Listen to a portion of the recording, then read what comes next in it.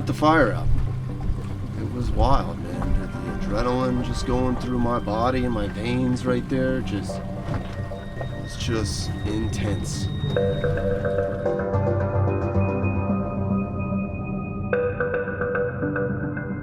So there was nothing much more that either one of them could do but to go back to sleep, and kind of, super early, and just went through a really stressful situation. But I wasn't sleeping. I was sitting there just reliving those moments. We almost died. Not only we almost died, but almost killed my dog and my girl, my best friend. And, that was intense.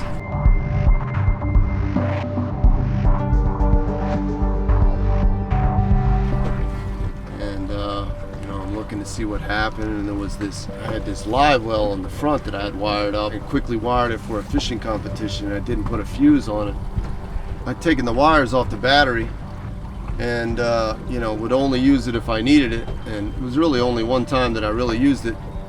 And when I just got some new batteries on the boat, they had hooked everything back up, and they hooked the wires back up. Well, these live wires were sitting in the compartment, and they were rubbing up against an anchor and a hose that was in there.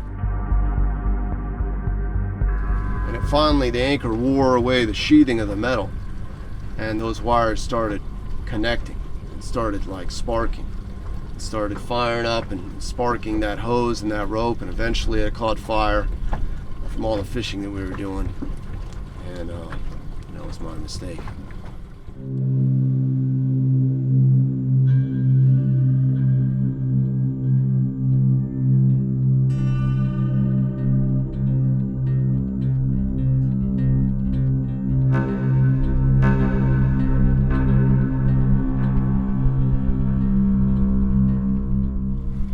So I'm just sitting there, just thinking about what just happened. Trying to clean the boat. The front whole compartment was all burned up. The anchor well was all burned up.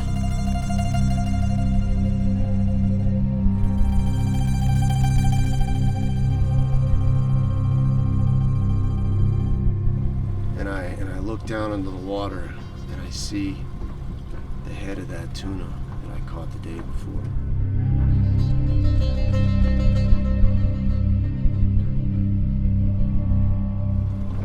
Head of that tuna that I caught the day before and yelled at and said, "I got you.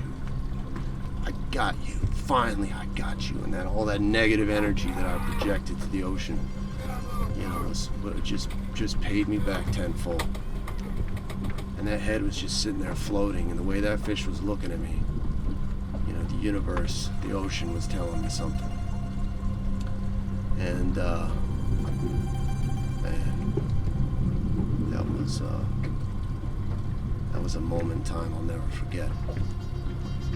Never will I forget that moment. And so the next day I said, you know what? You fall off a bike, you got to get right back on it. And so it was Labor Day weekend, I think, and we were headed out the inlet, and it was just a small little canal there.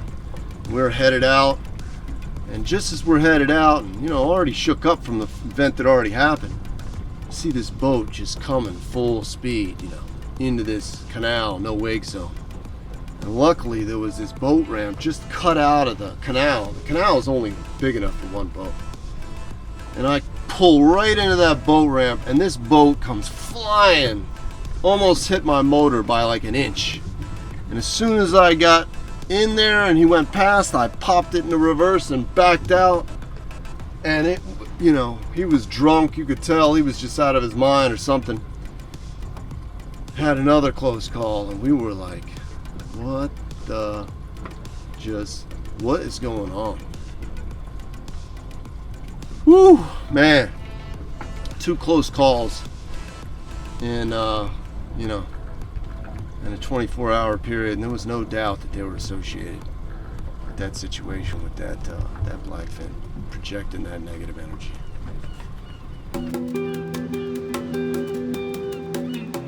And so I've learned a valuable lesson. You know, now when I catch a fish, I thank the ocean. I thank that fish. I appreciate it.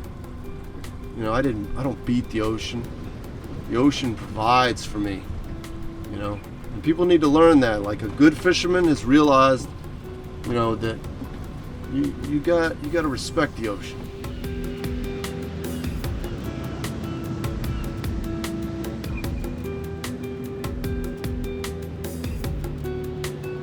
Kimber, you got a snack? Yeah.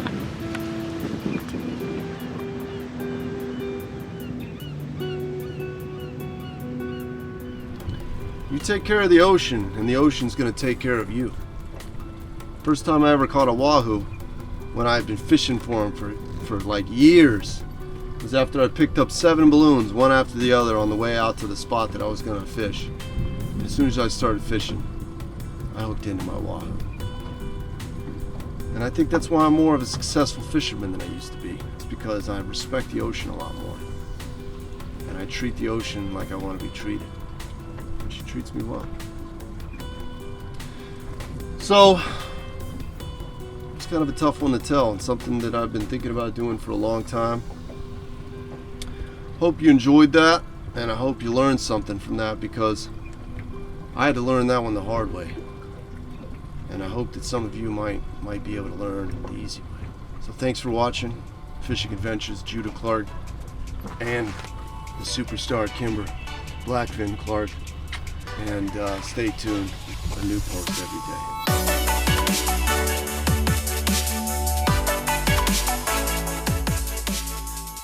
So as many of you know, I've had my channel for 12 years now.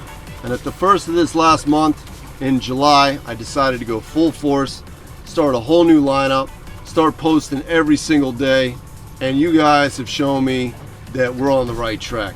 The comments are just amazing. I really appreciate you guys' support, and we're gonna keep it up. We're gonna keep going with this.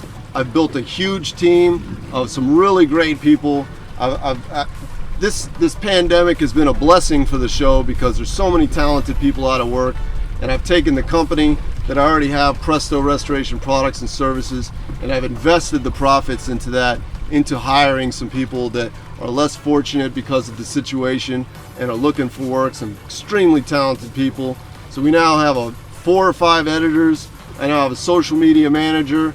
I now have a whole team of people that are helping me with it. So it's definitely not just me, and we all appreciate the support that you're giving. We all read the comments, we all talk about it, and all those comments, likes and shares, subscribes, they all let us know that you guys are liking what you're seeing. So let us know if you'd like to see something different, or if you have any ideas for the show. We'll definitely take into consideration, and we appreciate all your support. So stay tuned every single day. We're coming out with a new film. Friday and Saturdays are our best films, the adventure series, and everything else is kind of like my life behind the scenes of being a fisherman and a free dive spear fisherman in Miami Beach, Florida. So thank you from the bottom of our hearts, and stay tuned for more.